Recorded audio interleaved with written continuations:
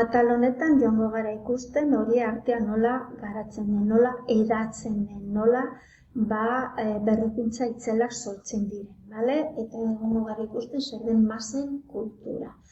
Ikusi dugunez, 20. mendean hori aldaketa, giza aldaketa itzelak egon ziren.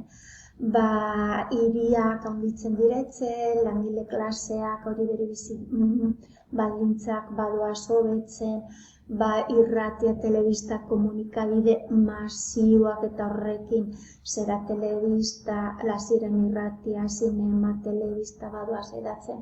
Eta beste kultura mota berria sortzen dira, bale?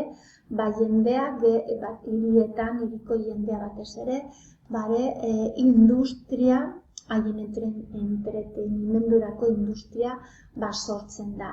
Demagun estatu batuetan, 20, 30, 40ko hamarkadatan, jasa, zinema, musika, estatu batuetan eta Europan badoaz hedatzen, gero eta jende gehiago dauka aukera horrelakoak disfrutatzeko.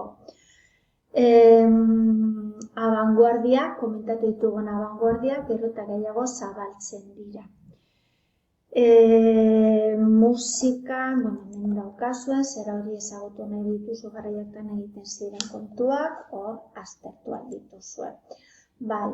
Eta batez ere zera dagoen fenomeno berri bat, eta superindartu izan zen gazteen kultura, gaztea bere nortasuna indartzeko musika, moda, aldatu berritzi nahi izan zuten, sortzen dira musika, ska, punk, rock and roll, blues, estilo berria sortzen dira modu bat hori bere janskeraien musikaien nortasuna indartzeko. Eta lehen komentatu ditugun irratia, musika, prentsa, izango dira zera horiek zabaltzen dituztena. Mugak gero eta gutxiago daude, gero eta gehiago zera hori zabaltzen dira. Eta lehen komentatu ditugun komunikabide horiek isladatuko dituzte. Honekin amatzen.